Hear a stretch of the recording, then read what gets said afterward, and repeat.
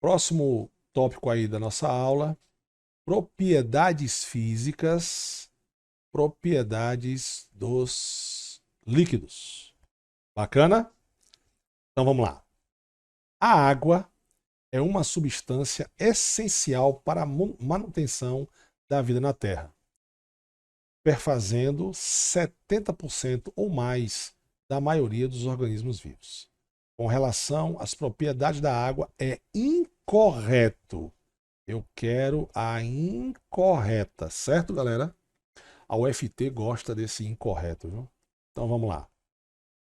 Letra A. A água, devido às suas características físicas e químicas, dissolve vários tipos de substâncias polares e iônicas. Sim, a água, ela é, na química, a gente chama de solvente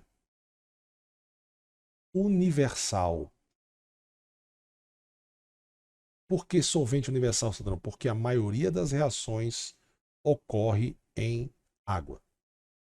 Então, o primeiro ele é verdadeiro, mas ele quer incorreta, né? Isso é verdadeiro. A água possui um alto calor específico e uma alta entalpia de vaporização. Calor específico, a gente já viu no início, né? O calor específico da água é de 1 grau Celsius por grama. Ele é altíssimo se comparado com os outros. E entalpia, a gente vai estudar lá em termoquímica, é a energia, certo?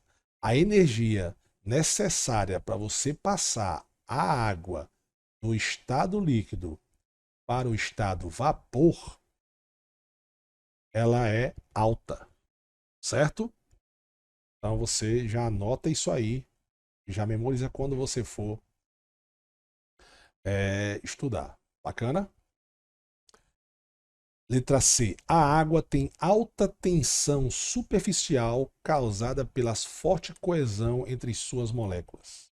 Vocês já viram que na superfície da água, faz de conta, isso aqui é a superfície da água, tá?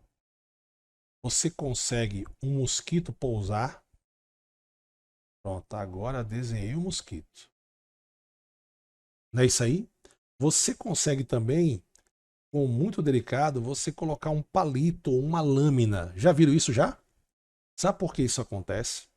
Isso acontece porque as moléculas de água aqui, olha, tem uma grande tensão, certo? Então, essa tensão na superfície, observe que você, na superfície, você só vai ter moléculas embaixo das moléculas na superfície e embaixo, né? Você não vai ter em cima. Então, isso faz com que você tenha uma grande tensão superficial. Essa, essa propriedade em que alguns conseguem, mosquito, alguns objetos conseguem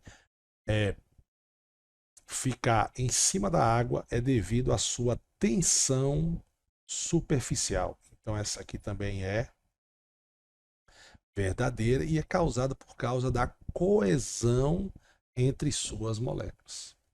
Certo? Próximo. As interações de hidrogênio que ocorrem entre as moléculas de água são responsáveis pelo seu alto ponto de ebulição. O ponto de ebulição da água é 100 graus Celsius. Isso se a pressão for de 1 até M, porque a pressão influencia no ponto de fusão e ponto de ebulição, tá? Tanto é que, por exemplo, vamos supor que você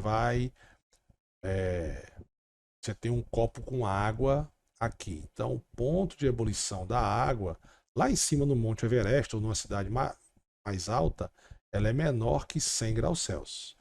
Porque quanto mais alto você tiver, o ar ele fica rarefeito. E aí a pressão diminui. Diminuindo a pressão, você diminui também a pressão. É... Se diminui a pressão, você diminui o ponto de ebulição.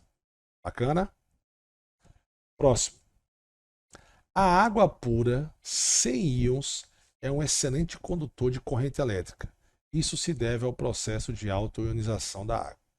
A água realmente ela faz uma autoionização. O que é ionizar, Sandrão? Ionizar vem de íons, é produzir íons. Só que é muito pouco. A água pura, vamos supor que uma água 100% pura, sem íons, ela não é uma excelente condutora de corrente elétrica. Você sabe por que a água conduz corrente elétrica? Porque na água eu tenho íons. E esses íons vão ter íons cátions e íons ânions. Então, por exemplo, vamos supor que você tem um recipiente aqui. Esse recipiente tem água pura. Já no outro, você tem um recipiente e dentro desse recipiente você tem água e você tem um salzinho de cozinha, NaCl ou qualquer outro sal, entendeu? O NaCl ou a KCl, né, cloreto de potássio. Quando você bota em água, o NaCl vai produzir Na+, Cl-, foi o que eu já falei agora, né? Cloreto de potássio, K+, Cl-. E os íons é que vão fazer essa facilidade em conduzir a corrente elétrica. O que é a autoionização da água? A autoionização da água é o seguinte: a água ela pode sofrer ionização. Por quê? A água, meu querido fera, ela é a união do íon H+ com o íon H-. Se eu não me engano, a cada 55.550 moléculas.